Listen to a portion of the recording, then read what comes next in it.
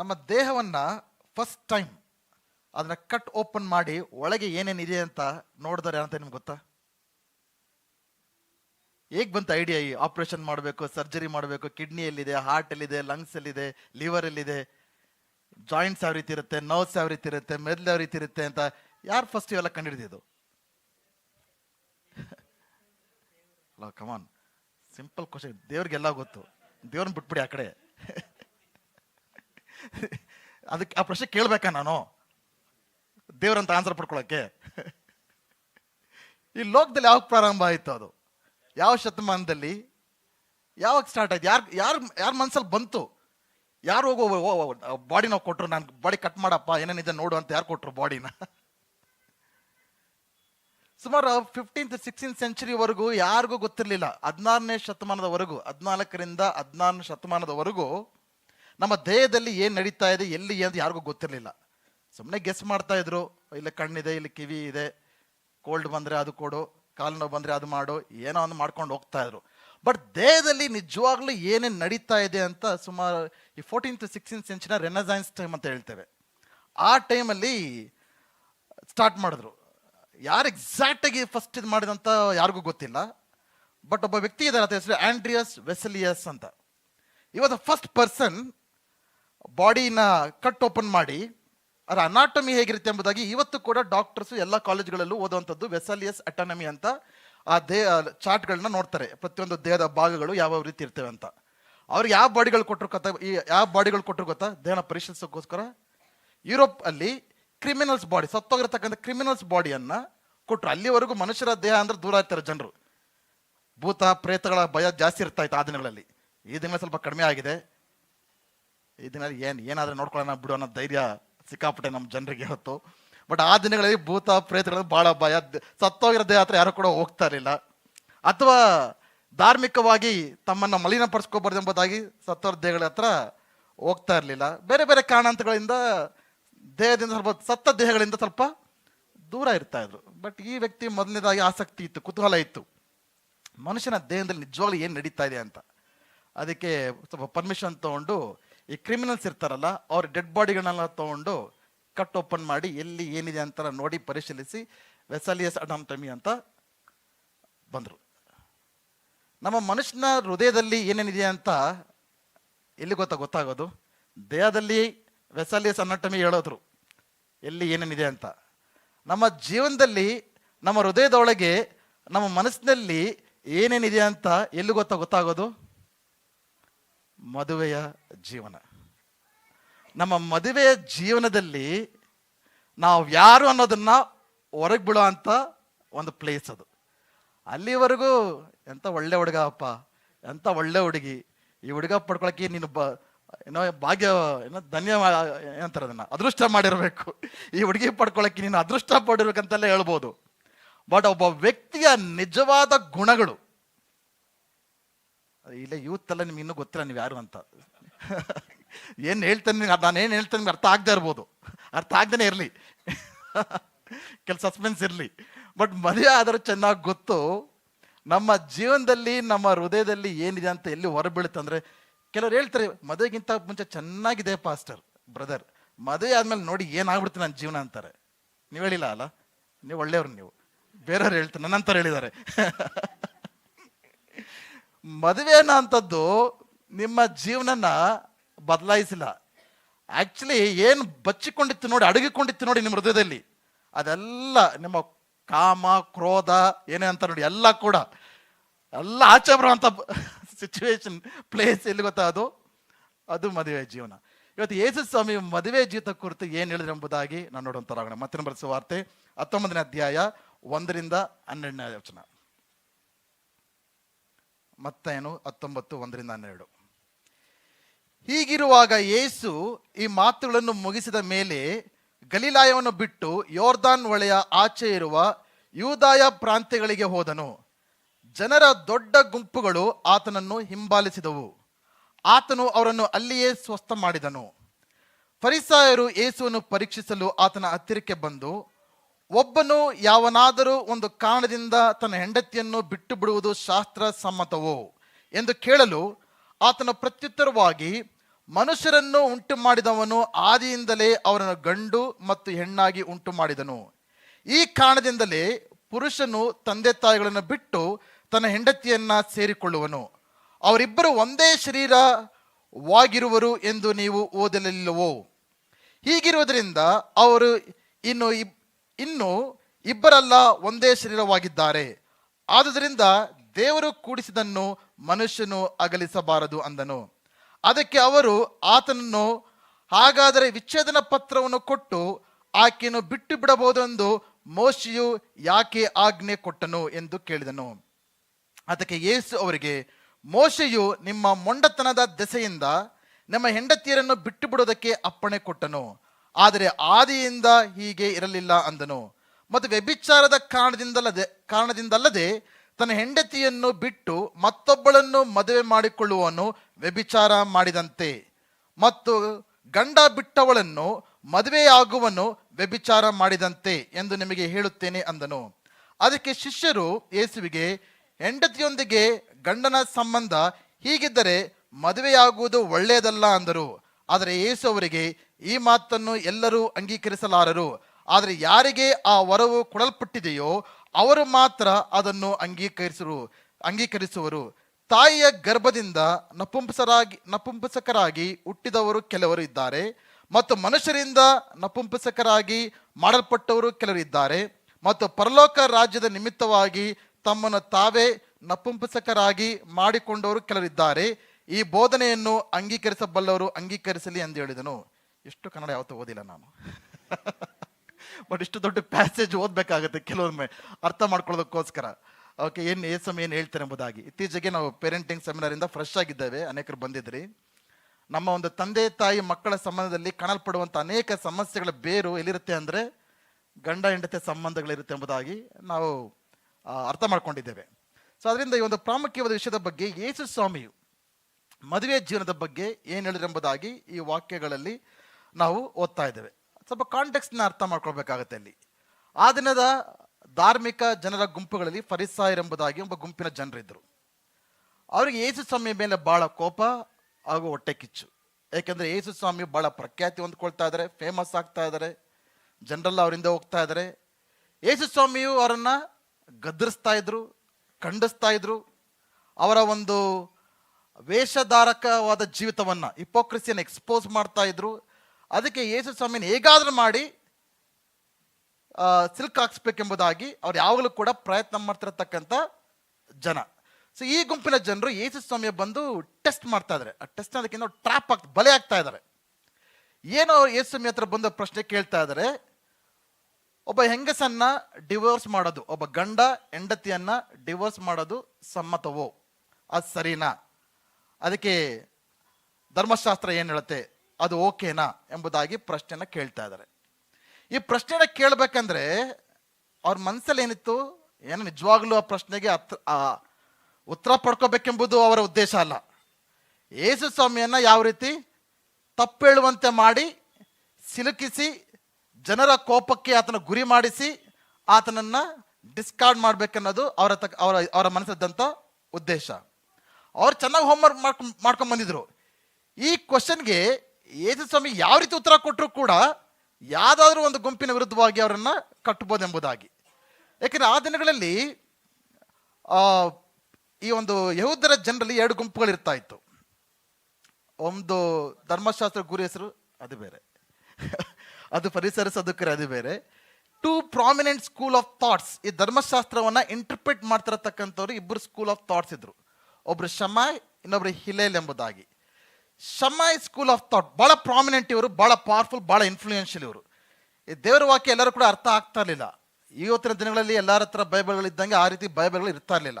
ಆವಾಗ ಪ್ರಿಂಟಿಂಗ್ ಪ್ರೆಸ್ಗಳು ಇರಲಿಲ್ಲ, ಸ್ನ್ಯಾಪ್ಶಾಟ್ಗಳು ಇರ್ತಾ ಇರಲಿಲ್ಲ. ಎಲ್ಲರೂ ಕೂಡ ಕೈಯಿಂದ ಬರ್ಸ್ಕೋಬೇಕಾಗಿತ್ತು. ಅರ್ಥ ಮಾಡ್ಕೊಳ್ಳಿ ಎಷ್ಟು ಕಷ್ಟ ಇರ್ಬೋದು ಎಂಬುದಾಗಿ. ಕೆಲವ್ರ ಹತ್ರ ಮಾತ್ರನೇ ಆ ಒಂದು ಸುರುಳಿಗಳು ಇರ್ತಾ ಇತ್ತು.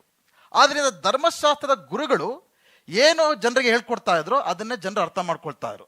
ಆ ರೀತಿಯ ಕಾಲದಲ್ಲಿ ದೇವರ ವಾಕ್ಯದ ಪ್ರಕಾರ ಈ ಧರ್ಮಶಾಸ್ತ್ರ ಈ ಮದುವೆ ಬಗ್ಗೆ, ವಿಚ್ಛೇದನ ಬಗ್ಗೆ ಏನು ಹೇಳುತ್ತೆ ಎಂಬುದಾಗಿ 2 ಪ್ರಾಮಿನೆಂಟ್ ಸ್ಕೂಲ್ಸ್ ಆಫ್ ಥಾಟ್ಸ್ ಇದ್ರು, ಶಮಾಯ್ ಹಾಗೂ ಹಿಲೇಲ್ ಎಂಬುದಾಗಿ. ಅವರಿಬ್ಬರು ಕೂಡ ಒಂದು ವಾಕ್ಯದ ಮೇಲೆ ಯಾವಾಗಲೂ ಕೂಡ ಅವರಿಗೆ ಡಿಬೇಟ್ ನಡೀತಾ ಇತ್ತು. ಧರ್ಮೋಪದೇಶ ಕಾಂಡ 24ನೇ ಅಧ್ಯಾಯ 1ನೇ ವಚನದಲ್ಲಿ ಈ ವಾಕ್ಯಕ್ಕೆ ಅವರು ಯೇಸುವನ್ನ ಇಂಟರ್ಪ್ರೆಟ್ ಮಾಡೋಕ್ಕೆ ಕರಿತಾ ಇದ್ದಾರೆ.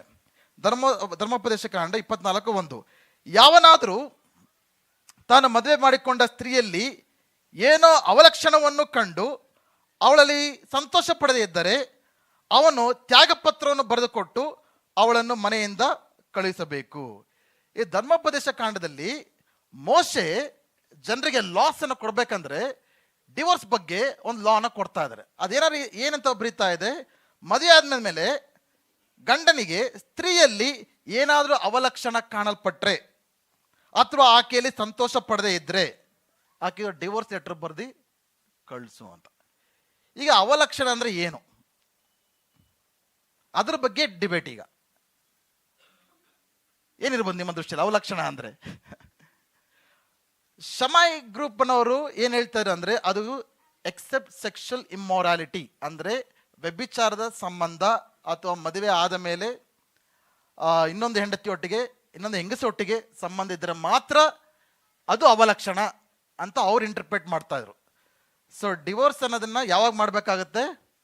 ಓನ್ಲಿ ಎಕ್ಸೆಪ್ಟ್ ಸೆಕ್ಷುವಲ್ ಇಮ್ಮೊರಾಲಿಟಿ ಅಥವಾ ಅಡಲ್ಟ್ರಿ ಆ ರಿಲೇಶನ್ಶಿಪ್ ಇದ್ರೆ ಮಾತ್ರನೇ ಡಿವೋರ್ಸ್ ಮಾಡಬೇಕು ಹೊರತು ಬೇರೆ ಮಾಡಂಗಿಲ್ಲ ಅಂತ ಯಾವ ಗ್ರೂಪ್ ಹೇಳ್ತಾ ಇದ್ರು? ಶಮಾಯ್ ಗ್ರೂಪ್ ಅವ್ರು ಹೇಳ್ತಾ ಇದ್ರು.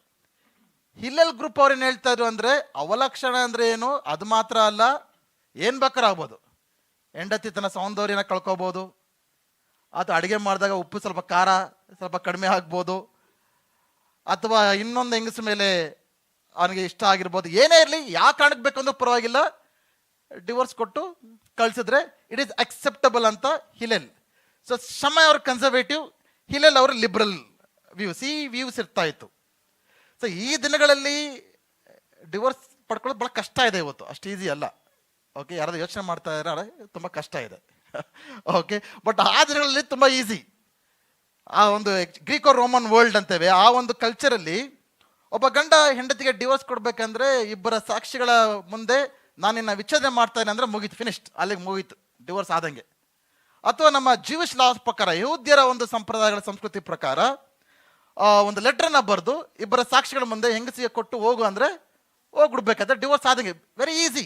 ಸೊ ಆದ್ರೆ ಹೆಂಗಸರಿಗೆ ಅಷ್ಟು ರೂಲ್ಸ್, ಅಷ್ಟು ಫ್ರೀಡಮ್ ಇರ್ತಾ ಇರಲಿಲ್ಲ. ಗಂಡ ಹೆಂಡತಿನ ಡಿವೋರ್ಸ್ ಮಾಡೋಕ್ಕೆ ಅಧಿಕಾರ ಇತ್ತೇ ಹೊರತು ಆ ದಿನಗಳಲ್ಲಿ ಹೆಂಡತಿ ಗಂಡನ ಡಿವೋರ್ಸ್ ಮಾಡೋಕ್ಕೆ ಇರ್ತಾ ಇರಲಿಲ್ಲ, ಆ ಒಂದು ಫ್ರೀಡಮ್ ಇರ್ತಾ ಇರಲಿಲ್ಲ. ಇವತ್ತಿನ ಲಾಸ್ ಹೆಂಗಸರು ಸಂತೋಷ ಪಡ್ಬೇಕು. ಈ ಕಾಲದಲ್ಲಿ ನೀವೆಲ್ಲ ಜೀವಿಸ್ತಾರಕ್ಕೆ ನೀವು ಭಾಗ್ಯವಂತರು. ಹೆಂಗಸರು ಆಕ್ಚುಲಿ ಗಂಡಸರು ಎದುರ್ಕೊಳ್ತಾ ಇದ್ದಾರೆ ಈ ದಿನದಲ್ಲಿ, ಏನೇನು ಕೇಸ್ಗಳು ಹಾಕ್ಬಿಡ್ತಾರೆ ಎಂಬುದಾಗಿ. ಏನದು ಡೌರಿ ಕೇಸು, ಅಬ್ಯೂಸ್ ಕೇಸು, ಏನೆಲ್ಲ ಹಾಕ್ಬಿಡ್ತಾರೆ. ಎಲ್ಲ ಕೇಸು ಪಾಪ ಹೆಂಗಸರು ಹತ್ಕೊಂಡ್ರೆ ಸಾಕು, ಎಲ್ಲ ಅವರೇ ನಿಜ ಅಂತ. ಎಲ್ಲ ನೀವೆಲ್ಲ ಒಳ್ಳೆಯವರು, ಹೆಂಗಸರೆಲ್ಲ ಒಳ್ಳೆಯವರು. ಗಂಡಸರ ಮೇಲೆ ಎಲ್ಲ ಗಂಡಸ ಎದುರ್ತಾ ಇರೋ ದಿನಗಳಲ್ಲಿ ನಾವು ಜೀವಿಸ್ತಾ ಇದ್ದೇವೆ. ಬಟ್ ಆ ದಿನಗಳಲ್ಲಿ ಆ ರೀತಿ ಇರ್ತಾ ಇರಲಿಲ್ಲ. ಇಟ್ ವಾಸ್ ವೆರಿ ಡಿಫ್ರೆಂಟ್ ಆ ದಿನಗಳಲ್ಲಿ.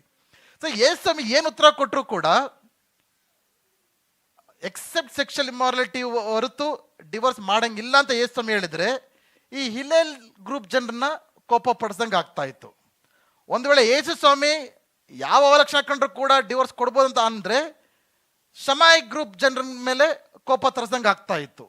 ಇವರಿಬ್ಬರನ್ನೂ ಬಿಟ್ರೆ ಯೇಸು ಸ್ವಾಮಿ ಎಲ್ಲಿದ್ರು ಗೊತ್ತಾ ಈ ಮಾತುಕತೆ ನಡಿಬೇಕಂದ್ರೆ? ಪೆರಿಯಾ ಎಂಬ ರೀಜನ್ ಇದ್ದಾರೆ, ಜುಡಾಯ ರೀಜನ್ ಅಲ್ಲಿ ಇದ್ರು. ಆ ಒಂದು ರೀಜನ್ ಅನ್ನ ಆಳ್ತಾ ಇರತಕ್ಕಂಥ ಅರಸನ ಯಾರು ಗೊತ್ತಾ? ಹೆರೋಡ್ ಆಂಟಿಪಾಸ್ ಎಂಬುದಾಗಿ. ಈ ಹೆರೋಡ್ ಆಂಟಿಪಾಸ್ ಏನಂತ ಗೊತ್ತಾ? ತನ್ನ ತಮ್ಮನ ಹೆಂಡತಿಯನ್ನ ಅತಿಕ್ರಮವಾಗಿ ಮದುವೆ ಆಗಿ ಅದನ್ನು ಖಂಡಿಸಿದ ದೀಕ್ಷಾಸ್ನಾನ ನೀಡ್ತಂದ ಯೋಹನನ ತಲೆಯನ್ನ ಕಡ್ದಂಥವನು ಅವನು. ಈಗ ಒಂದು ವೇಳೆ ಯೇಸು ಸ್ವಾಮಿ ಇದು ತಪ್ಪಂತ ಹೇಳಿದ್ರೆ ರಾಜನನ್ನು ಕೂಡ ಕೋಪ ಪಡಿಸ್ದಂಗೆ ಆಗ್ತಾ ಇತ್ತು. ಸೊ ಈ ಫರಿಸರ್ ಒಳ್ಳೆ ಹೋಮ್ವರ್ಕ್ ಮಾಡ್ಕೊಂಡ್ ಬಂದು ಯೇಸು ಸ್ವಾಮಿನ ಹೇಗಾದ್ರೂ ಮಾಡಿ ಬಲೆಗೆ ಸಿಕ್ಕಿಸಿ ಯಾವ ರೀತಿ ಆನ್ಸರ್ ಕೊಟ್ಟರು ಕೂಡ ಯಾರನ್ನೊಬ್ರು ಕೋಪ ಪಡಿಸಿ ಅವ್ರನ್ನ ಮುಗಿಸೋ ಪ್ಲಾನ್ ಅಲ್ಲಿ ಬಂದಿದ್ರು ಇವರು. ಬಟ್ ಯೇಸು ಸ್ವಾಮಿ ಯಾರು? ಅವ್ರನ್ನ ಮುಗ್ಸಕ್ಕಾಗತ್ತಾ? ಸೊ ಯೇಸು ಸ್ವಾಮಿ ಉತ್ತರ ಕೊಟ್ಟಾಗ ಅವ್ರು ಹೇಳ್ತಾ ಇದ್ರೆ ಯೇಸು ಸ್ವಾಮಿ ಈ ಸ್ವಲ್ಪ ಮಾತುಕತೆ ನಡೀತಾ ಇರಂಗೆ ಇನ್ನೊಂದು ಮಾತುಕತೆ ತರ್ತಾ ಇದಾರೆ. ಮೋಶೆನೇ ಹೇಳಿದ್ರಲ್ಲ ಅಂತ. ಸೊ ಮೋಶೆ ವಿರುದ್ಧವಾಗಿ ಕೂಡ ಯೇಸು ಸ್ವಾಮಿನ ಕಟ್ತಾ ಇದ್ದಾರೆ. ಸೊ ಒಳ್ಳೆ ಫುಲ್ ಪ್ರೀ ಪ್ಲಾನ್ಡ್ ಇದು, ಸಖತ್ತಾಗಿ ಪ್ರೀ ಪ್ಲಾನ್ ಮಾಡಿಕೊಂಡು ಯೇಸು ಸ್ವಾಮಿ ಹೆಂಗೆ ಉತ್ತರ ಕೊಟ್ಟರು ಕೂಡ ತಪ್ಪಿಗೆ ಸಿಕ್ಕಾಕ್ಸಿ ಯಾರನ್ನ ಒಬ್ರು ಕೋಪ ಪಡಿಸಿ ಅವ್ರನ್ನ ಮುಗಿಸೋ ಪ್ಲಾನ್ ಹಾಕೊಂಡು ಬಂದಿದ್ದಾರೆ. ಅದು ಕಾಂಟೆಕ್ಸ್ಟ್ ನಾವು ಅರ್ಥ ಮಾಡ್ಕೊಳ್ಬೇಕು. Okay, it is not a easy answer for Jesus. But Yesu Swami ಇದಕ್ಕೆ ಆನ್ಸರ್ ಏನು ಕೊಟ್ರು?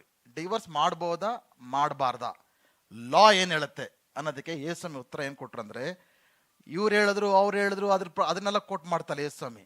ಯೇಸುಸ್ವಾಮಿ is going to the beginning, ಆದಿಯಲ್ಲಿ ಯಾವ ರೀತಿ ಇತ್ತು ಎಂಬುದಾಗಿ. ಮತ್ತೊಂದು ಬರೆಸುವ ವಾರ್ತೆ 19:4-6 ನೋಡ್ತೇವೆ.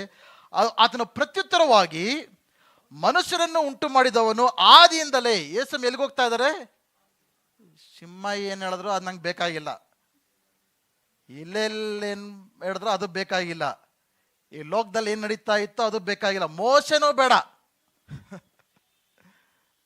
ಮೋಶೆ ಅದರ ಸರಿಯಾದ ಇಂಟರ್ಪ್ರಿಟೇಷನ್ ತರ್ತಾರೆ ಯೇಸುಸ್ವಾಮಿ. ಆಮೇಲೆ ಮೋಶೆ ತಪ್ಪು ಅಂತ ಹೇಳ್ತಾ ಇಲ್ಲ, ಬಟ್ ಮೋಶಕ್ಕಿಂತ ಮುಂಚೆ ಆದಿಯಲ್ಲಿ ಫಸ್ಟ್ ದೇವರು ಮದುವೆಯನ್ನ ಸ್ಥಾಪಿಸಿದಾಗ, ಗಂಡು ಹೆಣ್ಣನ್ನ ಒಟ್ಟಾಗಿ ತಂದು ಗಂಡ ಹೆಂಡತಿಯನ್ನಾಗಿ ಮಾಡಿದಾಗ, ದೇವರ original design for marriage, God's original purpose for marriage, ಇದನ್ನ ಬಹಳ ಅರ್ಥ ಮಾಡ್ಕೊಳ್ಬೇಕಾಗಿದೆ. ಕ್ರೈಸ್ತವ ಕುಟುಂಬಗಳೆಲ್ಲ ನಾವು ಇವತ್ತು ಅಪ್ಪೇಶ್ ಅವರ ಕುಟುಂಬಗಳಿಗೋಸ್ಕರ ಪ್ರಾರ್ಥನೆ ಮಾಡ್ತಾ ಇದ್ರು. ನಾವು ಜೀವಿಸ್ತಾ ಇರುವಂಥ ಜೀವನದಲ್ಲಿ ನಾವು ದೇವರ ವಾಕ್ಯದ ಆಧಾರಿತ ಕುಟುಂಬದ ಜೀವಿತವನ್ನ ಜೀವಿಸ್ಬೇಕ ಹೊರತು ಪಿಕ್ಚರ್ಗಳಲ್ಲಿ ಏನು ನೋಡ್ತೀವಿ, ಅಕ್ಕಪಕ್ಕದಲ್ಲಿ ಏನು ನೋಡ್ತೀವಿ, ಅವ್ರ ಕುಟುಂಬಗಳನ್ನು ನೋಡಿ ಆ ರೀತಿಯಾಗಿ ನಾವು ಮಾಡೋ ಅಂಥದ್ದಲ್ಲ. ನಾವು ದೇವರ ವಾಕ್ಯದ ಆಧಾರಿತವಾದ ಪ್ರಿನ್ಸಿಪಲ್ಸ್ ಮೇಲೆ ನಮ್ಮ ಮದುವೆ ಜೀವನ ಕಟ್ಟುವುದಾದರೆ ದೇವರ ಆಶೀರ್ವಾದವನ್ನ ನಮ್ಮ ಕುಟುಂಬದ ಜೀವನದಲ್ಲಿ ನಾವು ಅನುಭವಿಸುವಂತರಾಗ್ತೇವೆ. ಹಲ್ಲೆಲೂಯಾ. ಅದಕ್ಕೆ ಯೇಸುವಿನ ಆದಿಯಲ್ಲಿ ಯಾವ ರೀತಿ ಇತ್ತು, ಫಸ್ಟ್ ಯಾವ ರೀತಿ ಇತ್ತು. ಏನೋ ಕೆಲವರು ಮದುವೆ ಜೀವನದಲ್ಲಿ ಸಮಸ್ಯೆಗಳನ್ನ ಕಂಡು, ಡಿವೋರ್ಸ್ಗಳು ಆಗ್ತಾ ಇರೋದನ್ನ ಕಂಡು, ಮದುವೆ ಜೀವನದಲ್ಲಿ ತಕ್ಕಂಥ ನೋವು ಅವಮಾನಗಳು ಸಮಸ್ಯೆಗಳು ಕಂಡು ಮದುವೆನೇ ಬೇಡ ಅಂತ ಅನ್ಕೊಂಡ್ಬಿಡ್ತಾರೆ. ಮದುವೆ ಅನ್ನೋ ವ್ಯವಸ್ಥೆನೇ ಯಾಕಾರು ಇದೆಯೋ ಅಂತ ಅದ್ರ ಮೇಲೆ ಪ್ರಶ್ನೆ ಕೇಳುವಂತ ದಿನಗಳಲ್ಲಿ ನಾವು ಜೀವಿಸ್ತಾ ಇದ್ದೇವೆ. Today living, habitation, living relationships ಎಲ್ಲ ವೆರಿ ಕಾಮನ್. ಮದುವೆ ಆಗೋದು ಬೇಡ, ಬಟ್ ಒಟ್ಟಿಗೆ ಜೀವಿಸೋಣ ಅನ್ನೋ. ಯಾಕೆ ಕಮಿಟ್ಮೆಂಟು, ರೆಸ್ಪಾನ್ಸಿಬಿಲಿಟೀಸ್, ತಲೆನೋವೆಲ್ಲ ಯಾಕೆ? ಯಾವ ಕಮಿಟ್ಮೆಂಟು ಇಲ್ಲ. ಆ ರೀತಿಯಾದ ದಿನಗಳಲ್ಲಿ ನಾವು ಜೀವಿಸ್ತಾ ಇದ್ದೇವೆ. ಬಟ್ ಏನೋ ಒಂದು ಕರಪ್ಟ್ ಆಗಿರೋ ವರ್ಷನ ನೋಡ್ಬಿಟ್ಟು ಆ ಮದುವೆನೇ ಸರಿ ಇಲ್ಲ ಅಂತ ಹೇಳೋದು ಎಷ್ಟು ಮಾತ್ರ ಅದು ಸರಿ? ಪಾಲಿಟಿಕ್ಸ್, ರಾಜಕೀಯ ಒಳ್ಳೇದ ಕೆಟ್ಟದ?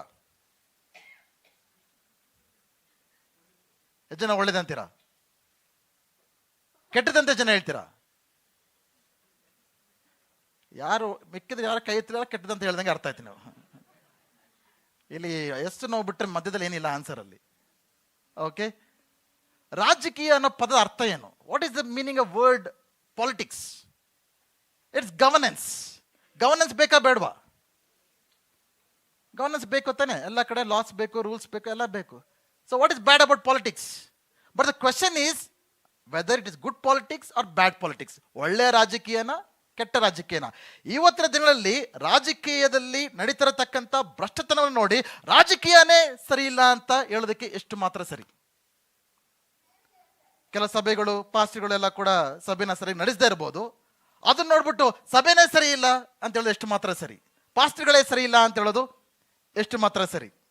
ಅಥವಾ ಕೆಲವರು ತಮ್ಮ ನಂಬಿಕೆಯ ಜೀವನದಲ್ಲಿ, ಕ್ರೈಸ್ತವ ಜೀವನದಲ್ಲಿ ಹಿಂಜರಿದು ಹೋಗಿರ್ತಾರೆ. ಒಂದೊಂದು ಟೈಮಲ್ಲಿ powerful worship leaders, pastors, leaders, but ಇವತ್ತು ಕುಡಿತಂದಲ್ಲೋ ಏನರಲ್ಲೋ ಬಿದ್ದು ನಾಶವಾಗಿ ಹೋಗಿರ್ತಾರೆ. ಅಂಥವ್ರು ನೋಡ್ಬಿಟ್ಟು ಈ ಕ್ರೈಸ್ತವ ನಂಬಿಕೆನೇ ಅದು ಒಳ್ಳೇದಲ್ಲ ಅಂತ ಹೇಳೋದು ಎಷ್ಟು ಮಾತ್ರ ಸರಿ?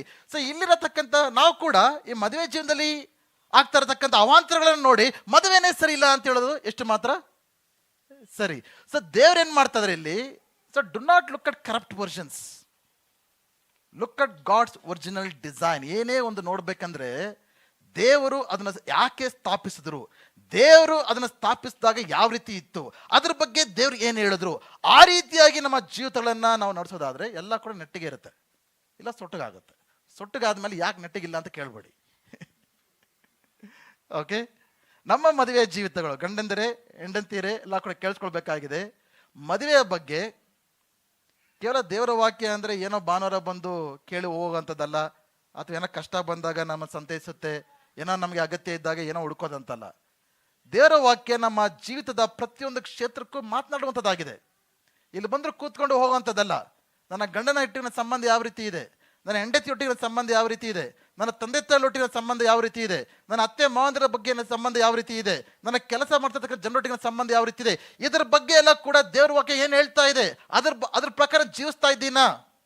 ಎಲ್ಲರಿಗೆ ಅದ್ಭುತ ಬೇಕು, ಯಾವ ರೀತಿ ಬೇಕು, ಇಲ್ಲಿ ಬಂದು ನಿಂತ್ಕೊಳ್ತೀರಾ, ಯಾರ ತಲೆ ಮೇಲೆ ಕೈ ಇಟ್ಟ ಎಲ್ಲ ಆಗ್ಬಿಡ್ಬೇಕು ಅನ್ಕೊಳ್ತೀರಾ? ಏನೂ ಆಗಲ್ಲ. ಒಳ್ಳೇದು, ಪ್ರಾರ್ಥನೆ ಮಾಡಿಸ್ಕೊಳ್ಳಿ. ಬಟ್ ನೀವು ದೇವರ ವಾಕ್ಯವನ್ನ ಪಾಲಿಸದೆ ಹೋದ್ರೆ, ವಿಧೇಯರಾಗದೆ ಹೋದ್ರೆ, ಎಷ್ಟೇ ದೊಡ್ಡ ವ್ಯಕ್ತಿ ಬಂದು 2 ಕೈ ಇಟ್ಟು ಎಣ್ಣೆ ಸುರಿದು ಮೇಲಿಂದ ಕೆಲವರು ಸುರಿಯೋ ಎಣ್ಣೆ ಸುರಿದ್ರು ಕೂಡ ದೇವರ ವಾಕ್ಯಕ್ಕೆ ವಿಧೇಯರಾಗದೆ ಹೋದ್ರೆ ನಿಮ್ಮ ಜೀವನದಲ್ಲಿ ಏನೂ ನಡೆಯಲ್ಲ. ತಪ್ಪಳನ್ನ ಸುಮ್ಮನಾಗ್ಬಿಟ್ರಿ ಎಲ್ಲರೂ. ಜೋರ ಒಂದು ಚಪ್ಪಲಿ ಹೊಡೀರಿ ನೋಡೋಣ.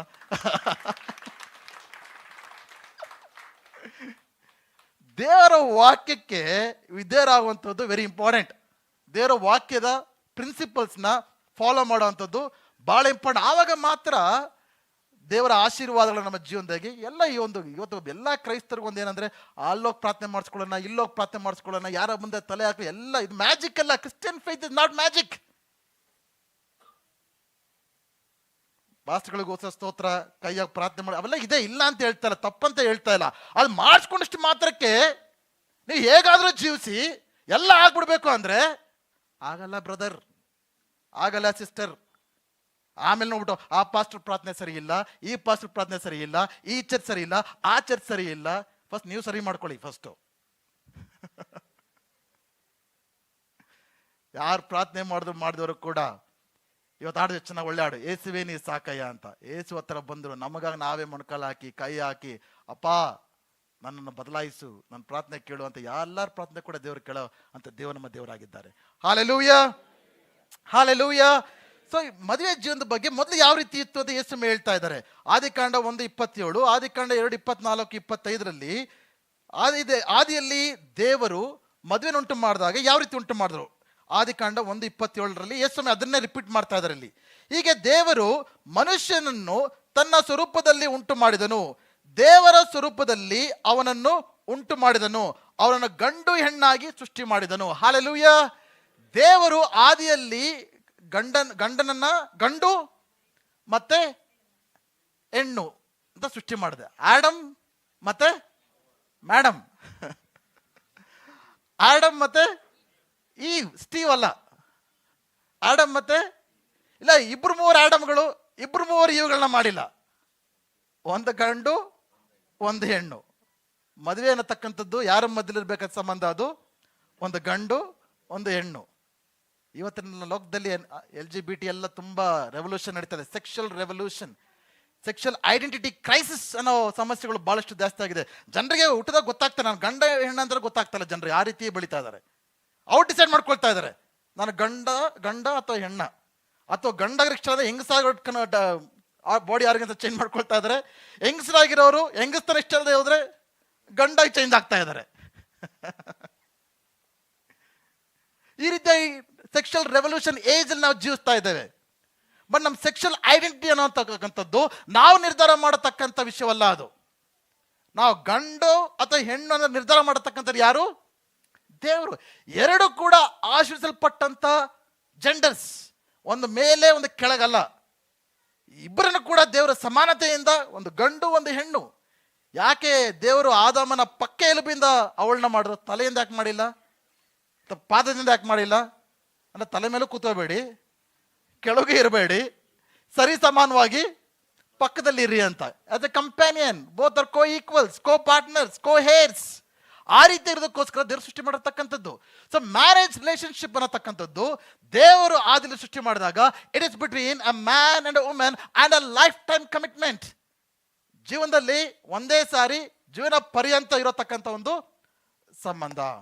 ಆದಿಕಾಂಡ 2:24-25 ಇನ್ನು ಕೆಲವು ಪ್ರಿನ್ಸಿಪಲ್ಸ್ನ ಯೇಸು ಸ್ವಾಮಿ ರಿಪೀಟ್ ಮಾಡ್ತಾ ಇದ್ದಾರೆ ಆದಿಯಲ್ಲಿ ಇರ್ತಕ್ಕಂಥ ವಿಷಯವನ್ನ. ಈ ಕಾರಣದಿಂದ ಪುರುಷನು ತಂದೆ ತಾಯಿಗಳನ್ನು ಬಿಟ್ಟು ತನ್ನ ಹೆಂಡತಿಯನ್ನು ಸೇರಿಕೊಳ್ಳುವನು, ಅವರಿಬ್ಬರು ಒಂದೇ ಶರೀರವಾಗಿರುವರು. ಆ ಮನುಷ್ಯನು ಮತ್ತು ಅವನ ಹೆಂಡತಿ ಬೆತ್ತಲೆ ಆಗಿದ್ದರೂ ನಾಚಿಕೊಳ್ಳಲಿಲ್ಲ. ಈ ವಾಕ್ಯ ಅನೇಕ ಸಾರಿ ನನ್ನ ಮದುವೆ ಒಂದು ಸಮಾರಂಭಗಳಲ್ಲಿ ನಾನು ಹೇಳಿರ್ತೇನೆ, ಅನೇಕರು ಕೇಳಿಸ್ಕೊಂಡಿರ್ತೀರಾ. ಆ ಮದುವೆ ಸಮಾರಂಭದಲ್ಲಿ ನಿಮ್ಮ ಮನಸ್ಸಲ್ಲಿತ್ತೋ ಗೊತ್ತಿಲ್ಲ, ಓಕೆ, ಎಷ್ಟು ಕೇಳಿಸ್ಕೊಂಡ್ರೋ ಗೊತ್ತಿಲ್ಲ, ಮದುವೆ ಆಗ್ತಿರತಕ್ಕಂಥವ್ರು ಕೇಳಿಸ್ಕೊಂಡ್ರಲ್ಲ ಕೂಡ ಗೊತ್ತಿಲ್ಲ. ಹೆಂಗೋ ನನ್ನ ಜವಾಬ್ದಾರಿ ದೇವ್ರ ವಾಕ್ಯ ಹೇಳೋಂಥದ್ದು ನಾನು ಹೇಳ್ತೀನಿ. ಓಕೆ, ನಿಮ್ಮ ಯಾವ್ಯಾವ ರೀತಿ ನಿಮ್ಮ ಮನಸ್ಸು ಗಮನ, ಯಾರ್ಯಾರು ಏನು ಬಟ್ಟೆ ಹಾಕೊಂಡ್ಬಂದಿದ್ರೆ ಅಂದಮೇಲೆ ನಿಮ್ಮ ಗಮನ ಹೋಗ್ಬೋದು, ಅಥವಾ ಗಂಡು ಹೆಣ್ಣು ಅವ್ರ ಮೇಲೆ ನಿಮ್ಮ ಗಮನ ಹೋಗ್ಬೋದು, ದೇವರ ವಾಕ್ಯದ ಮೇಲೆ ಅಷ್ಟು ಗಮನ ಇಲ್ಲದೆ ಇರ್ಬೋದು. ಮತ್ತೆ ಒಂದು ಸಮ್ಮರಿ ಪ್ರಕಾರ ಸಿಂಪಲ್ ಆಗಿ ನಾನು ಹೇಳಕ್ ಬಯಸ್ತಂದ್ರೆ, ಈ ವಾಕ್ಯಗಳಲ್ಲಿ ಅಟ್ಲೀಸ್ಟ್ 3 ಪವರ್ಫುಲ್ ಪ್ರಿನ್ಸಿಪಲ್ಸ್ ಇದೆ. ನಮ್ಮ ದಾಂಪತ್ಯ ಜೀವನ, ನಮ್ಮ ಮದುವೆಯ ಜೀವನ ದೇವರ ವಾಕ್ಯದ ಅನುಸಾರವಾಗಿ, ದೇವರ ಹೃದಯದ ಅನುಸಾರವಾಗಿ, ದೇವರ ಮೆಚ್ಚುಗೆ ರೀತಿಯಲ್ಲಿ ನಾವು ನಮ್ಮ ಮದುವೆ ಜೀವಿತ ಜರುಗಿಸ್ಕೊಳ್ಬೇಕಂದ್ರೆ 3 ಪ್ರಿನ್ಸಿಪಲ್ಸ್ ಇದೆ. ಈ ಪ್ರಿನ್ಸಿಪಲ್ಸ್ ನಾವು ವೈಲೇಟ್ ಮಾಡಿದ್ರೆ ನಿಮ್ಮ ಮದುವೆ ಜೀವನದಲ್ಲಿ ಸುಖ, ಶಾಂತಿ, ಸಮಾಧಾನವನ್ನ ಕಾಣಕ್ಕೆ ಸಾಧ್ಯನೇ ಇಲ್ಲ. ಬದಿಟ್ಕೊಳ್ಳಿ. ಪ್ರಿನ್ಸಿಪಲ್ಸ್ ಅನ್ನತಕ್ಕಂಥದ್ದು ನಾವು ಅದಕ್ಕೆ ಅಲೈನ್ ಆಗ್ಬೇಕೆ ಹೊರ್ತು ಅದು ನಮ್ಗೆ ಅಲೈನ್ ಆಗೋದಿಲ್ಲ. ಗ್ರಾವಿಟೇಷನಲ್ ಫೋರ್ಸ್ ಇದೆ, ಏನಪ್ಪ ಅದು, ಗುರುತ್ವಾಕರ್ಷಕ ಬಲ. ಅದನ್ನ ನೀವು ಪಾಲಿಸ್ಬೇಕು ಹೊರ್ತು ಅದು ನಿಮ್ಮನ್ನು ಪಾಲಿಸಲ್ಲ. ಬಿಲ್ಡಿಂಗ್ ಮೇಲೆ ಎಗರ್ಬಿಟ್ಟು ನಾನು ಎಗರ್ತೀನಿ ಅಂದ್ರೆ ಎಗರು, ನಿಮ್ಮನ್ನು ಯಾರು ತಡೆಯಲ್ಲ. ಬಟ್ ಆ ಪ್ರಿನ್ಸಿಪಲ್ ಅನ್ನೋದು ಆಪರೇಟ್ ಆಗ್ತಾ ಇದೆ, ಅದನ್ನ ನೀವು ವಾಲೆಟ್ ಮಾಡೋಕ್ಕೆ ಆಗಲ್ಲ. ದೇವರ ವಾಕ್ಯಗಳು ಆ ರೀತಿಯೇ ಪ್ರಿನ್ಸಿಪಲ್ಸ್ ಇದೆ. ಅದನ್ನ ನೀವು ವಾಲೆಟ್ ಮಾಡಿದ್ರೆ, ಅದಕ್ಕೆ ನೀವು ವಿರುದ್ಧವಾಗಿ ಹೋದ್ರೆ ಅದರ ಕಾನ್ಸಿಕ್ವೆನ್ಸಸ್ ಅನುಭವಿಸಲೇಬೇಕಾಗತ್ತೆ.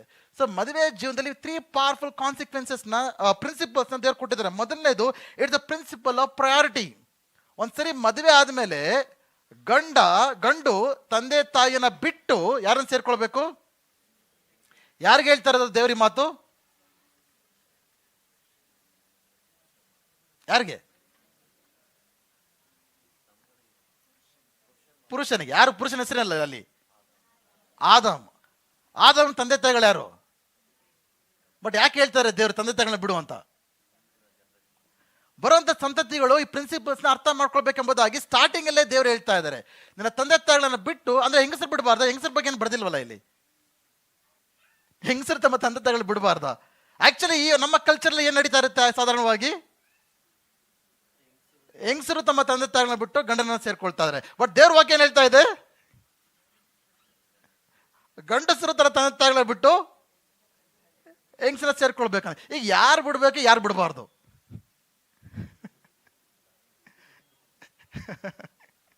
ನಮ್ಮ ಸಂಸ್ಕೃತಿ ಪ್ರಕಾರ ಹೆಂಗಸನ್ನ ಓಡಿಸ್ತಾರೆ. ಮದುವೆ ಆದಾಗಿಂದ ಹೇಳ್ತಾರೆ, ಯಾವತ್ತೂ ಇವಳು ನಮ್ಮ ಮನೆ ಬಿಟ್ಟು ಹೋಗ್ಬೇಕು, ಇವಳು ಫಸ್ಟ್ ಇಂದ ರೆಡಿ ಮಾಡ್ಬಿಡ್ತಾರೆ. ದೇವ್ರ ವಾಕ್ಯ ಹೇಳ್ತಾರೆ ಗಂಡ ಬಿಡ್ಬೇಕು ಅಂತ. ಯಾರ ಮಾತು ಕೇಳ್ಬೇಕು ಇವಾಗ? ಸೊ ದೇವರ ವಾಕ್ಯದ ಪ್ರಕಾರ ನೋಡಿದ್ರೆ ಇಬ್ರು ಬಿಡಬೇಕು. ಇಟ್ ವಾಸ್ ಅಸ್ಯೂಮ್ಡ್ ದಟ್, ಯಾಕಂದ್ರೆ ಹೆಂಗಸು ತನ್ನ ಮನೆಯನ್ನ ಬಿಟ್ಟು ಬರ್ತಾಳೆ ಎಂಬುದಾಗಿ it was understood, it was assumed. But ದೇವರು ಪುರುಷರಿಗೆ ಡೈರೆಕ್ಟ್ ಆಗಿ ಹೇಳ್ತಾ ಇದ್ದಾರೆ, ನಿಮ್ಮ ತಂದೆ ತಾಯಿರನ್ನ ಬಿಟ್ಟು ಹೆಂಡತಿಯೊಟ್ಟಿಗೆ ಒಂದಾಗಬೇಕೆಂಬುದಾಗಿ. ಅದರ ಅರ್ಥ ತಂದೆ ತಾಯಿಗಳ ತೊರೆಯಬಾರ್ದು ಅಂತ ಅಲ್ಲ, ತಂದೆ ತಾಯಿಗಳ ಜವಾಬ್ದಾರಿಗಳನ್ನ ಬಿಟ್ಬಿಡಬಾರ್ದು ಅಂತ ಅಲ್ಲ. ನಿಮ್ಮ ಪ್ರಯಾರಿಟಿ ಮದುವೆ ಆದಮೇಲೆ ನಿಮ್ಮ ಪ್ರಯಾರಿಟಿ ನಿಮ್ಮ ತಂದೆ ತಾಯಿಗಳಲ್ಲ. ನಿಮ್ಮ ಫಸ್ಟ್ ಪ್ಲೇಸ್ ದೇವ್ರ ಆದಮೇಲೆ ನಿಮ್ಮ ಫಸ್ಟ್ ಪ್ರಯಾರಿಟಿ ಯಾರಿಗಿರಬೇಕು? ನಮ್ಮ ಹೆಂಡತಿ, ನಿಮ್ಮ ಗಂಡ. But listen to this carefully. ತಂದೆ ತಾಯಿಗಳು ಇಬ್ಬರ ಕಡೆ ತಂದೆ ತಾಯಿಗಳಿರತಕ್ಕಂಥ ಜವಾಬ್ದಾರಿ ಮಾತ್ರ ಯಾವಾಗಲೂ ಇರುತ್ತೆ. ನಾವು ಸಾಯೋವರೆಗೂ ಕೂಡ ನಮ್ಮ ತಂದೆ ತಾಯಿಗಳನ್ನ ನೋಡಿಕೊಳ್ಳುವಂಥದ್ದು ಆ ಜವಾಬ್ದಾರಿ ಮಕ್ಕಳಿಗೆ ಯಾವಾಗಲೂ ಕೂಡ ಇಬ್ಬರಿಗೂ ಇರುತ್ತೆ. ಇಬ್ಬರ ತಂದೆ ತಾಯಿಗಳನ್ನ ಕೂಡ ನೋಡಿಕೊಳ್ಳತಕ್ಕಂಥ ಜವಾಬ್ದಾರಿ ಯಾವಾಗಲೂ ಕೂಡ ಇರುವಂಥದ್ದಾಗಿರತಕ್ಕಂಥ ವಿಷಯ. ಅದನ್ನ ನಾವು ಮರಿಬಾರ್ದು. ಕೆಲವೊಮ್ಮೆ ನಾವು ಫಿಸಿಕಲ್ ಆಗಿ ಬಿಡೋದಕ್ಕೆ ಸಾಧ್ಯವಿಲ್ಲ. ಹಣದ ಅಭಾವ ಇರ್ಬೋದು, ತಂದೆ ತಾಯಿಗಳು ರೋಗದಲ್ಲಿರ್ಬೋದು. ಆವಾಗ ಇಬ್ಬರ ಕಡೆಯಿಂದ ಕೂಡ ಫಿಸಿಕಲ್ ಆಗಿ ನಾವು ಬಿಡಕ್ಕೆ ಸಾಧ್ಯವಾಗದೇ ಇರ್ಬೋದು.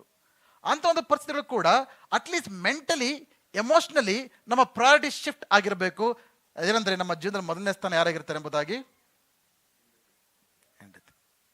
ಇದ್ರ ಬಗ್ಗೆ ಹೇಳಕ್ಕೆ ಇನ್ನು ಡಿವೋರ್ಸ್ ಮ್ಯಾಟ್ರಿಗೆ ಬಂದಿಲ್ಲ, ನಾನು ಇನ್ನು ಮದುವೆ ಮ್ಯಾಟ್ರಲ್ಲೇ ಇದ್ದೀನಿ. ಓಕೆ. ಬಟ್ ಅನೇಕರು ಮದುವೆ ಜೀವನ ಹಾಳಾಗ್ತಾರ ಕಾರಣ ಏನಂದ್ರೆ ಈ ಶಿಫ್ಟ್ ಚೇಂಜ್ ಆಗ್ತಾ ಇಲ್ಲ. ಮದುವೆ ಆದ್ಮೇಲೆ ಕೂಡ ಮಕ್ಕಳು ಗಂಡು ಮಕ್ಕಳು ಅಮ್ಮನ ಮಕ್ಕಳೇ ಆಗಿರ್ತಾರೆ. ಮದುವೆ ಆದ್ಮೇಲೆ ಕೂಡ ಹೆಂಡತಿಯರು ಅಪ್ಪನ ಮಗಳೇ ಆಗಿರ್ತಾರೆ.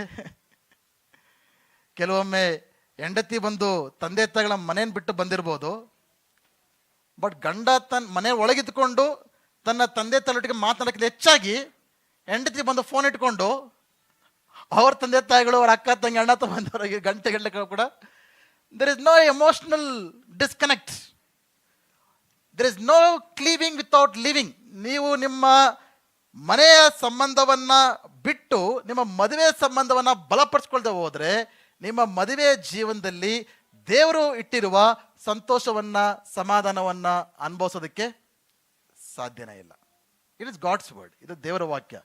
ಕಲ್ಚರ್ಸ್ ಚೇಂಜ್ ಆಗ್ಬೋದು, ಜನರೇಷನ್ಸ್ ಚೇಂಜ್ ಆಗ್ಬೋದು, ಲಾಸ್ ಚೇಂಜ್ ಆಗ್ಬೋದು, ನೇಷನ್ಸ್ ಚೇಂಜ್ ಆಗ್ಬೋದು.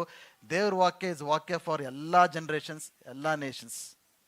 I hope you understood, you are not misunderstood. ನಾನು ಏನು ಹೇಳ್ತಾ ಇರ್ತಕ್ಕಂಥದ್ದು, ನಾನು ಹೇಳ್ತಾ ಇರ್ತಕ್ಕಂಥ ಭಾಳ ಕಾಂಟ್ರವರ್ಷಿಯಲ್ ಆಗಿರ್ಬೇಕು, ಕೆಲವರಿಗೆ ಡಿಬೇಟ್ಫುಲ್ ಆಗಿರ್ಬೋದು, ಎಕ್ಸೆಪ್ಷನ್ಸ್ ಇರ್ತವೆ ಕೆಲವೊಮ್ಮೆ. ಬಟ್ ಜನರಲ್ ಆಗಿ ನಾವು ಅರ್ಥ ಮಾಡ್ಕೊಳ್ಬೇಕಿರ್ತಕ್ಕಂಥ ಮೊದಲನೇ ವಿಷಯ ಏನಂದರೆ, ಮದುವೆಯಾದ ಮೇಲೆ ನಾವು ನಮ್ಮ ಹಿಂದಿನ ಕುಟುಂಬದ ಒಂದು ವ್ಯವಸ್ಥೆಯನ್ನು ಬಿಟ್ಟು ಒಂದು ಹೊಸ ವ್ಯವಸ್ಥೆಯನ್ನು, ನ್ಯೂ ಯೂನಿಟ್, ನಮ್ಮ ಹೆಂಡತಿಯೊಟ್ಟಿಗೆ ಮಕ್ಕಳೊಟ್ಟಿಗೆ ಒಂದು ಹೊಸ ಯೂನಿಟ್, ತಂದೆ ತಾಯಿಗಳ ಆಶೀರ್ವಾದದೊಂದಿಗೆ ನಾವು ಅದನ್ನು ಮಾಡಬೇಕಾದ ಜವಾಬ್ದಾರಿಯನ್ನು ದೇವರು ನಮಗೆ ಕೊಟ್ಟಿದ್ದಾರೆ. It's a principle of priority, principle of unity. ಅವರು ಒಂದೇ ಶರೀರವಾಗ್ತಾರೆ, they to become one flesh. ಇದೊಂಥರ ವೆಲ್ಡಿಂಗ್ ಮಾಡ್ದಂಗೆ, 2 ರಾಡ್ಗಳನ್ನ ತಂದು ಜಾಯಿಂಟ್ ಮಾಡ್ದಂಗೆ ವೆಲ್ಡಿಂಗ್, ಅಥವಾ 2 ಪೇಪರ್ಗಳಿಗೆ ಗಮ್ಮ ಕತ್ತರಿಸ್ದಂಗೆ. ಒಂದು ಸತಿ ವೆಲ್ಡ್ ಆದಮೇಲೆ, ಒಂದು ಸತಿ ಗಮ್ಮ ಕಂಟಿಸಿದ ಮೇಲೆ ಅದನ್ನು ಸಪ್ರೇಟ್ ಮಾಡೋಕ್ಕಾಗತ್ತಾ? ಆದರೂ ಕೂಡ 2 ಕಡೆ ಡ್ಯಾಮೇಜ್ ನಡೆಯುತ್ತೆ. ಇದ್ರ ಪಕ್ಕದ ದೇವ್ರ ವಾಕ್ಯ ಏನು ಹೇಳ್ತಾ ಅಂದರೆ, ಮ್ಯಾರೇಜ್ ಇಸ್ ಅ ಪರ್ಮನೆಂಟ್. ಏನಾಯ್ತಪ್ಪ, ಬ್ಯಾಟ್ರಿ ಹೋಯ್ತಾ? ಯಾಕೆ ಹೋಯ್ತು?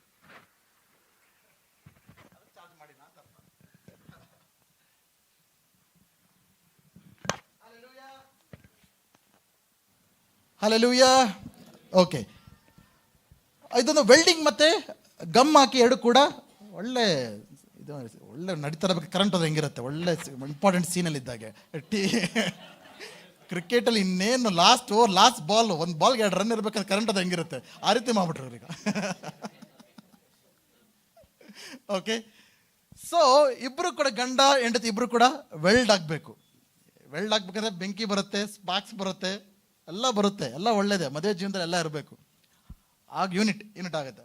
ಇಬ್ಬರು ಗಮ್ ಹಾಕಿ ಅಂಟಿಸ್ಬೇಕು. ಅದನ್ನು ಸಪ್ರೇಟ್ ಮಾಡೋಕ್ಕೆ ಹೋದರೆ ಇಟ್ಸ್ ಅ ಪ್ರಾಬ್ಲಮ್.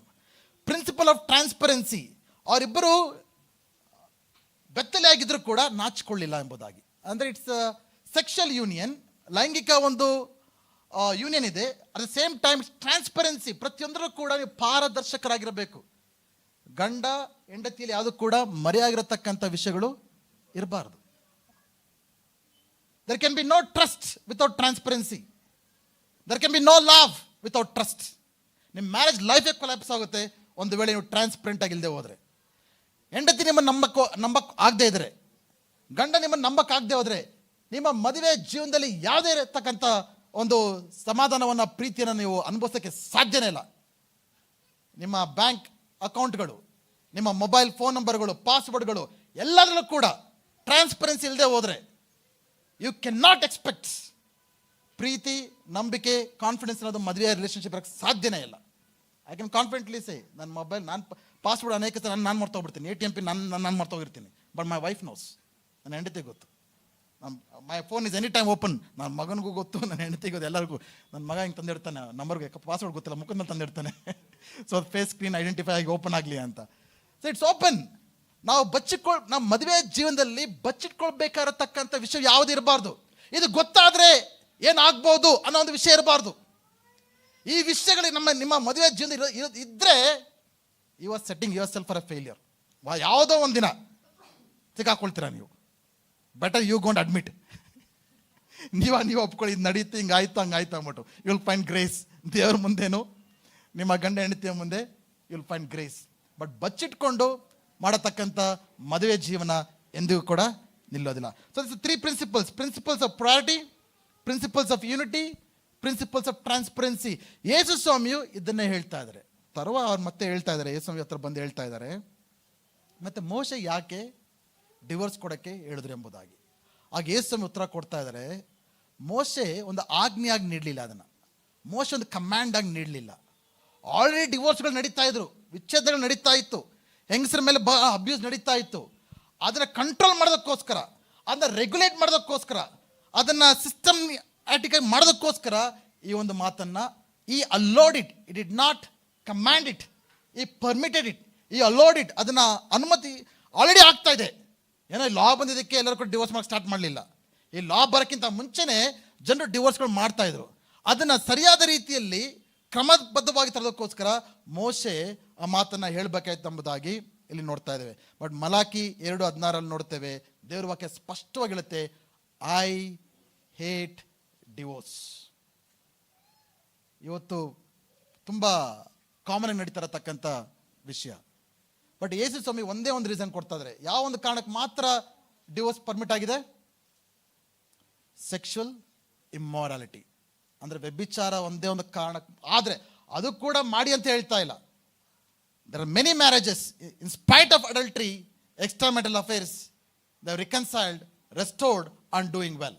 Okay, ಈ ಒಂದು ವ್ಯಭಿಚಾರ ನಡೆದರೂ ಕೂಡ ಅನೇಕ ಮದುವೆ ಜೀವಿತಗಳು ತಮ್ಮ ಜೀವಿತಗಳನ್ನು ಸರಿಪಡಿಸಿಕೊಂಡು ದೇವರ ಕ್ಷಮಾಪಣೆಯನ್ನು ಪಡೆದುಕೊಂಡು ಪರಸ್ಪರ ಒಬ್ಬರೊಬ್ಬರ ಕ್ಷಮಾಪಣೆ ಪಡ್ಕೊಂಡು ಸರಿಯಾಗಿ ತಮ್ಮ ಮದುವೆ ಜೀವಿತಗಳನ್ನು ನಡೆಸೋ ಅನೇಕ ಜೀವಿತಗಳು ಇವೆ. It's not a command, but ಆ ಒಂದು ಕಾರಣ, that is the only legal ground Yesu Swami ಕೊಡ್ತಾ, ಆ ಒಂದು ಕಾರಣಕ್ಕೆ ಮಾತ್ರ ನೀವು ವಿಚ್ಛೇದನ ಕೊಡ್ಬೋದು ಎಂಬುದಾಗಿ. ಬಟ್ ನಾವು ಮೊದಲನೇ ಕೊರಿಂಥದವರಿಗೆ 7ನೇ ಅಧ್ಯಾಯಕ್ಕೆ ಬಂದಾಗ ಇನ್ನೂ 2 ಕಾರಣಗಳನ್ನು ಪೌಲನು ಕೊಡ್ತಾ ಇದ್ದಾನೆ, ಯಾವ ಕಾರಣಕ್ಕೆ ನೀವು ಡಿವೋರ್ಸ್ ಮಾಡ್ಬೋದು ಎಂಬುದಾಗಿ. ಅದು ಒಂದು ವೇಳೆ ಮದುವೆ ಆದಮೇಲೆ ನೀವಿಬ್ಬರು ಕೂಡ ಗಂಡ ಹೆಂಡತಿ ಮದುವೆ ಆಗಿದ್ದೀರಾ, ಬಟ್ ಮದುವೆ ಆದಾಗ ಇನ್ನಿಬ್ಬರು ಕೂಡ ರಕ್ಷಣೆ ಇನ್ನೂ ಹೊಂದಿಲ್ಲ. 2 ಅನ್ಬಿಲೀವರ್ಸ್ ಮದುವೆ ಆಗಿದ್ದೀರಾ, ಇಬ್ಬರು ಅವಿಶ್ವಾಸಿಗಳು ಇದ್ದಾಗ ಮದುವೆ ಆದಮೇಲೆ ಒಬ್ಬ ವ್ಯಕ್ತಿ ಯೇಸುವ ಮೇಲೆ ನಂಬಿಕೆ ಇಟ್ಟು ರಕ್ಷಣೆ ಹೊಂದಿದ್ರು. ಆ ಒಂದು ಡಿಸಿಷನ್ ಈ ಒಂದು ಅವಿಶ್ವಾಸಿಗೆ ಇಷ್ಟ ಆಗಿಲ್ಲ. ಈ ವ್ಯಕ್ತಿಯೊಟ್ಟಿಗೆ ಜೀವನ ಮಾಡೋಕ್ಕೆ, ಎಕ್ಸಾಂಪಲ್ ಹೆಂಗಸು ರಕ್ಷಣೆ ಹೊಂದಿದಲ್ಲ ಅಂತ ಅನ್ಕೊಳ್ಳೋಣ. ಓಕೆ, ಗಂಡ ರಕ್ಷಣೆ ಹೊಂದಿಲ್ಲ.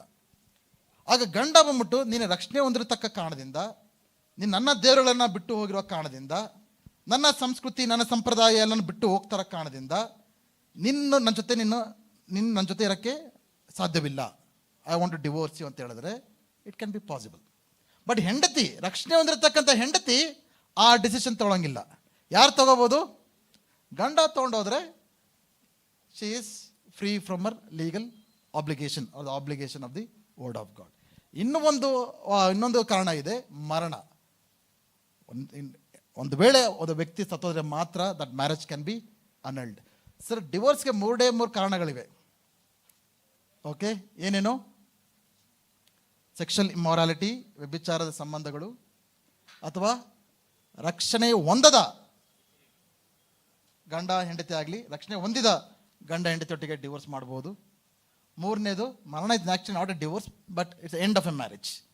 ಈ 3 ಕಾರಣಗಳ ಬಿಟ್ಟು ಬೇರೆ ಯಾವುದೇ ಕಾರಣಕ್ಕೂ ಕೂಡ ಡಿವೋರ್ಸ್ ಮಾಡಬಾರ್ದು ಎಂಬುದಾಗಿ ದೇವ್ರ ವಾಕ್ಯ ಸ್ಪಷ್ಟವಾಗಿ ಹೇಳ್ತಾ ಇದೆ. ಯಾಕೆ ಯೇಸು ಅಷ್ಟು ದೇವ್ರ ವಾಕ್ಯ ಅಷ್ಟು ಕ್ಲಿಯರಾಗಿ ಹೇಳ್ತಾ ಇದೆ ಡಿವೋರ್ಸ್ ಅನ್ನೋದು ಮಾಡಬಾರ್ದು ಎಂಬುದಾಗಿ? Because divorce is very very painful. Divorce ಆಗಿರತಕ್ಕಂಥ ಗಂಡ ಹೆಂಡತಿ ಜೊತೆ ಮಾತನಾಡಿ ನೋಡಿ. ಒಂದು ಸೆಮಿನಾರ್ ಇತ್ತು, ಆ ಸೆಮಿನಾರಲ್ಲಿ ಡಿವೋರ್ಸ್ ಆಗಿರತಕ್ಕಂಥ ಸಪ್ರೇಟ್ ಆಗಿರತಕ್ಕಂಥ ಎಲ್ಲ ಜನರಿಗೆ ರಿಕವರಿ ಪ್ರೋಗ್ರಾಮ್ ಅದು. ಅಂಥವ್ರ ಗುಂಪನ್ನ ಜನರು ಕೂರಿಸ್ಬಿಟ್ಟು ಅವರೆಲ್ಲ ಬರೆಯೋಕ್ಕೆ ಕೇಳಿದ್ರು, ನಿಮಗೆ ಡಿವೋರ್ಸ್ ಆದಾಗ ನಿಮ್ಮಲ್ಲಿ ಆದಂಥ ಅನುಭವ ಯಾವ ರೀತಿ ಇತ್ತು ಎಂಬುದಾಗಿ ಕೇಳಿ ಕೆಲವು ವರ್ಡ್ಸಲ್ಲಿ ಡಿಸ್ಕ್ರೈಬ್ ಮಾಡಿ ಅಂತ ಅವ್ರಿಗೆ ಕೇಳಿದ್ರು.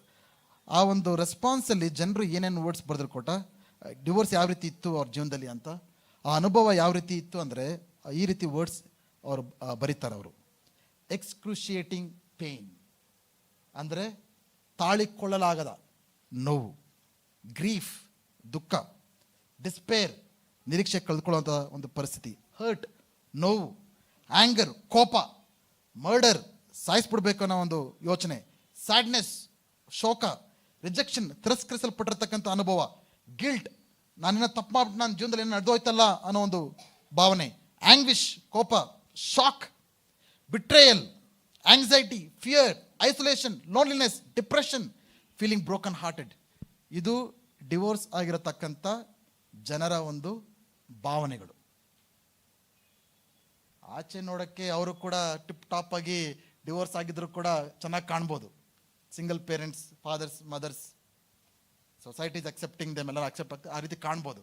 ಬಟ್ ಒಳಗೆ ಅವ್ರೆಲ್ಲ ಹೋಗ್ತಾ ಇರತಕ್ಕಂಥ ಅನುಭವಗಳು ಅದು. ಇನ್ನೊಬ್ಬ ವ್ಯಕ್ತಿ ಇದ್ದ, ಅದನ್ನ ಹೆಸರು ಕ್ರಿಸ್ಟೋಫರ್ ಕಾಮ್ಸ್ಟನ್ ಎಂಬುದಾಗಿ. ಅವರು ಬ್ರಿಟಿಷ್ ಹೈಕೋರ್ಟ್ ಜಡ್ಜ್. ಅವರು ತನ್ನ ತಂದೆ ತಾಯಿಗಳು ಡಿವೋರ್ಸ್ ಆಗಿರೋ ಅನುಭವವನ್ನು ಆ ವ್ಯಕ್ತಿ ಅನುಭವಿಸಿದ್ದ. ತನ್ನ ಸ್ವಂತ ಜೀವನದಲ್ಲಿ ಕೂಡ ಡಿವೋರ್ಸ್ ಆಯಿತು. ತನ್ನ ಜೀವನವೆಲ್ಲ ಕೂಡ ಈ ಡಿವೋರ್ಸ್ ಮತ್ತು ಸಪ್ರೇಟ್ ಆಗಿರತಕ್ಕಂಥ ಜನರಿಗೆ ಯಾವ ರೀತಿ ಸಹಾಯ ಮಾಡಬೇಕನ್ನೋದನ್ನು ಅವರು ಅದಕ್ಕೋಸ್ಕರ ತನ್ನ ಜೀವಿತವನ್ನು ಮುಡುಪಾಗಿಟ್ಟು ಅನೇಕ ಪುಸ್ತಕಗಳನ್ನು ಬರೆದಿದ್ದಾರೆ, ಸೆಮಿನಾರ್ಸನ್ನು ಕಂಡಕ್ಟ್ ಮಾಡ್ತಾರೆ. ಅವರು ಒಂದು ಪುಸ್ತಕವನ್ನು ಬರೆದಿದ್ರು. ಆ ಪುಸ್ತಕದ ಹೆಸರು is very famous, breaking up without cracking up ಅಂತ ಅವರ ಪುಸ್ತಕ. ಅದರಲ್ಲಿ ಒಂದು ಇಂಪಾರ್ಟೆಂಟ್ ಅಬ್ಸರ್ವೇಷನ್ ಅವ್ರು ಮಾಡ್ತಾ ಇದ್ದಾರೆ. ಆ ವ್ಯಕ್ತಿ ಹೇಳ್ತಾ ಇದ್ದಾನೆ, ಕ್ರಿಸ್ಟೋಫರ್ ಕಾಮ್ಸ್ ಎಂಬ ವ್ಯಕ್ತಿ ಹೇಳ್ತಾ ಇದ್ದಾನೆ, ಆತನ ಜೀವನದಲ್ಲಿ ಇಬ್ಬರು ಮಕ್ಕಳನ್ನ ಕಳ್ಕೊಂಡಿದ್ದ. ಆತನ ಸತ್ತೋದ್ರು, ಇಬ್ಬರು ಮಕ್ಕಳು ಸತ್ತೋದ್ರು. ಒಬ್ಬ ಮಗ ಭಾಳ ಚಿಕ್ಕ ವಯಸ್ಸಿನಲ್ಲೇ ಹುಟ್ಟಿದಾಗಲೇ ಒಬ್ಬ ಮಗನನ್ನು ಕಳ್ಕೊಂಡ. ಇನ್ನೊಬ್ಬ ಮಗನನ್ನ, ಆ ಮಗ 25 ವರ್ಷ ವಯಸ್ಸಿದ್ದಾಗ ಆ ಮಗನನ್ನು ಕಳ್ಕೊಂಡ. ಸೊ ಈ ವ್ಯಕ್ತಿ ಜೀವನವನ್ನು ನೀವು ಯೋಚನೆ ಮಾಡಿ. ಇಬ್ಬರು ಮಕ್ಕಳನ್ನ ಕಳ್ಕೊಂಡಿದ್ದಾನೆ. ಓಕೆ, ಯಾವ ರೀತಿ ಇರುತ್ತೆ? ನೀವು ಹುಟ್ಟಿದಾಗಲೇ ಮದುವೆ ಆಯಿತು, ಮಗುಗೋಸ್ಕರ ಆತುರದಿಂದ ಆಸಕ್ತಿಯಿಂದ ಕಾಯ್ತಾ ಇದ್ರಿ. ಹುಟ್ಟಿದಂಗೆ ಡಾಕ್ಟರ್ ಬಂದು ಹುಟ್ಟಿದ ಮಗು ಸತ್ತೋಯ್ತು ಅಂತ ಹೇಳಿದ್ರೆ ನಿಮ್ಗೆ ಹೆಂಗಾಗುತ್ತೆ? 9 ತಿಂಗಳು ಆ ಹೆಂಗಸಿನ ಪರಿಸ್ಥಿತಿನ ಯೋಚನೆ ಮಾಡಿ ನೋಡಿ. ಗಂಡನ ಅವರ ಕನಸುಗಳು, ಅವರ ಮಾತುಗಳು ಎಲ್ಲವನ್ನು ಯೋಚನೆ ಮಾಡಿ. ಬಟ್ ಒಂದು ಶಾಕಿಂಗ್ ನ್ಯೂಸ್, ನಿಮ್ಮ ಹುಟ್ಟಿದ ಮಗು ಸತ್ತೋಯ್ತು ಅಂತ ಹೇಳಿದಾಗ ನಿಮ್ಗೆ ಯಾವ ರೀತಿ ಅನುಭವ ಆಗ್ಬೋದು ಯೋಚನೆ ಮಾಡಿ ನೋಡಿ. ಇನ್ನೊಂದ್ರೆ 25 ವರ್ಷ ವಯಸ್ಸು, 25 ವರ್ಷ ನಿಮ್ಮ ಮಗ ಬೆಳೆದು ಆತನ ವಿದ್ಯಾಭ್ಯಾಸ ಮುಗ್ದಿದೆ, ಆತನ ಚೆನ್ನಾಗಿ ಬೆಳೀತಾ ಇದ್ದಾನೆ, ಆತನ ಯಶಸ್ವಿಯಾಗಿ ನೀವು ಕಾಣಬೇಕಾಗಿರ್ತಕ್ಕಂಥ ಒಂದು ಪರಿಸ್ಥಿತಿಗೆ ಬಂದಿದ್ದೀರಾ. ಅಂಥ ಟೈಮಲ್ಲಿ ಒಬ್ಬ ಮಗನ ಕಳ್ಕೊಂಡ್ಬಿಟ್ರಿ, ಇನ್ನೇನು ಮದುವೆ ಆಗಬೇಕು ಅನ್ನೋ ವಯಸ್ಸಿನಲ್ಲಿ. ಆವಾಗ ನಿಮ್ಗೆ ಯಾವ ರೀತಿ ಅನಿಸುತ್ತೆ? ಬಟ್ ಈ ವ್ಯಕ್ತಿ ಹೇಳ್ತಾ ಇದ್ದಾನೆ, ನನ್ನ ಡಿವೋರ್ಸ್ ಪೇಯ್ನ್ಗೂ ಈ ಇಬ್ಬರ ಮಕ್ಕಳನ್ನ ಕಳ್ಕೊಂಡಿದ್ದ ಪೇಯ್ನ್ಗೂ ಕಂಪೇರ್ ಮಾಡಿ ನೋಡಿದ್ರೆ ನನ್ನ ಡಿವೋರ್ಸ್ ಪೇಯ್ನೇ ಹೆಚ್ಚಾಗಿತ್ತು ಎಂಬುದಾಗಿ. ಆದ್ದರಿಂದ ನಮ್ಮ ಮದುವೆ ಜೀವಿತವನ್ನು ಯೇಸು ಕ್ಲಿಯರ್ ಆಗಿ ಹೇಳ್ತಾ ಇದ್ದಾರೆ, it is not God's plan. Divorce is not God's plan. There are exceptions. Time ಆಗೋಯ್ತು. There are sometimes mental abuse, emotional abuse, sexual abuse, ಅವೆಲ್ಲ ಬೇರೆ ಬೇರೆ ಅಬ್ಯೂಸ್ಗಳೆಲ್ಲ ನಡೀತಾ ಇರ್ತಾರೆ. ಅಂಥ ಟೈಮಲ್ಲಿ ಏನು ಮಾಡಬೇಕು ಅಂತ ಕೂಡ there might be questions, but ಅದು ಟೈಮ್ ಇಲ್ಲ ಹಂಗೆ ಹೇಳೋದಕ್ಕೆ. ಬಟ್ ನಾವು ಸಾಧಾರಣವಾಗಿ ಜನರಲ್ ಆಗಿ ನಾವು ಅರ್ಥ ಮಾಡ್ಕೊಳ್ಬೇಕಾಗಿರ್ತಕ್ಕಂಥ ವಿಷಯ ಏನಂದರೆ, either separation or divorce is not God's plan. ದೇವರ ಒಂದು ಪ್ಲ್ಯಾನ್ ಅಲ್ಲ. ಯೇಸು ಹೇಳ್ತಿರತಕ್ಕಂಥದ್ದು ಮಾತಿದು. ಸೊ ಈ ಡಿವೋರ್ಸ್ ಯಾವ ರೀತಿ ಅವಾಯ್ಡ್ ಮಾಡ್ಕೊಳ್ಳೋವಂಥದ್ದು? ಮೊದಲನೇದು, ನಿಮ್ಮ ಗಂಡ ಹೆಂಡತಿಯನ್ನು, ಇದು ಯವನಸ್ಥರಿಗೆ, ಇಷ್ಟು ಹೊತ್ತರೆಗೂ ಮದುವೆ ಆದವ್ರಿಗೆ ಹೇಳಿದೆ, ಈಗ ಮದುವೆ ಆಗದಿರೋರಿಗೆ ಸ್ಪೆಷಲಾಗಿ ಹೇಳ್ತಾ ಇದ್ದೇನೆ. ಫಸ್ಟ್ ಆಫ್ ಆಲ್ ನೀವು ಗಂಡ ಮತ್ತು ಹೆಂಡತಿನ ಚೂಸ್ ಮಾಡ್ಕೋಬೇಕಂದ್ರೆ ಫಸ್ಟ್ ಸ್ಟೆಪ್ಪು ಸರಿಯಾದ ವ್ಯಕ್ತಿಗಳನ್ನು ಚೂಸ್ ಮಾಡ್ಕೊಳ್ಳಿ. ಪ್ರಾರ್ಥನಾ ಪೂರ್ವಕವಾಗಿ, ತಂದೆ ತಾಯಂದ್ರ ಆಶೀರ್ವಾದದಿಂದ, ಸಭೆ ಮತ್ತು ವಿಶ್ವಾಸಿಗಳ ಆಶೀರ್ವಾದದಿಂದ ಸರಿಯಾದ ವ್ಯಕ್ತಿಗಳನ್ನು ನೀವು ಆಯ್ಕೆ ಮಾಡ್ಕೊಳ್ಬೇಕಾಗಿದೆ. ಅದು ಮೊದಲನೇದು. ಸಾಧಾರಣ ಜನರೇನು ಹೇಳ್ತಾರೆ, ಲವ್ ಇಸ್ ಬ್ಲೈಂಡ್, ಪ್ರೀತಿ ಕುರುಡಾಗಿರುತ್ತದೆ. ಹೌದೇನಪ್ಪ? ಆಮೇಲೆ ಮದುವೆ ಏನು ಮಾಡುತ್ತೆ? ಕಣ್ಣು ತೆರೆಸುತ್ತೆ. ಸೊ ಮದುವೆ ಆಗದಿರೋರಿಗೆಲ್ಲ ಏನಾಗಿದೆ? ಇನ್ನೂ ಕಣ್ಣು ತೆರೆದಿಲ್ಲ. ಮದುವೆ ಆಗಿರೋರಿಗೆ ಸೊ ಕಣ್ಣು ಇನ್ನೂ ಕುರುಡರಾಗಿರೋರು ಕಣ್ಣು ತೆಗೆದಿರೋರು ಸಹಾಯ ಪಡ್ಕೊಳ್ಳಿ. ನಿಮ್ಮ ತಂದೆ ತಾಯಿಗಳ ಸಹಾಯ, ಬೇರೆ ಪಾಸ್ಟ್ಗಳ ಸಹಾಯ, ವಿಶ್ವಾಸಿಗಳ ಸಹಾಯ, ಕಣ್ಣು ತೆರೆದಿರೋರ ಸಹಾಯ ಪಡ್ಕೊಂಡ್ರೆ most of the disasters can be avoided. ಎರಡನೇದು, ಸರ್ವ್ ಗಾಡ್ ಟುಗೆದರ್ ಫೇತ್ಫುಲಿ. ನಿಮ್ಮ ಮದುವೆ ಜೀವನದ ಉದ್ದೇಶ ಕೇವಲ ನನ್ನ ಹೆಂಡತಿನ ಸಂತೋಷ ಪಡಿಸ್ಬೇಕು, ಹೆಂಡತಿ ಗಂಡನ ಸಂತೋಷ ಪಡಿಸ್ಬೇಕು, ಒಂದು ಕುಟುಂಬ ಕಟ್ಕೋಬೇಕು, ಒಂದು ಮನೆ ಮಾಡ್ಕೋಬೇಕು, ಒಂದು ಕಾರ್ ತಗೋಬೇಕು ಅಷ್ಟೇ ಅಲ್ಲ. You need to have a higher purpose for your marriage.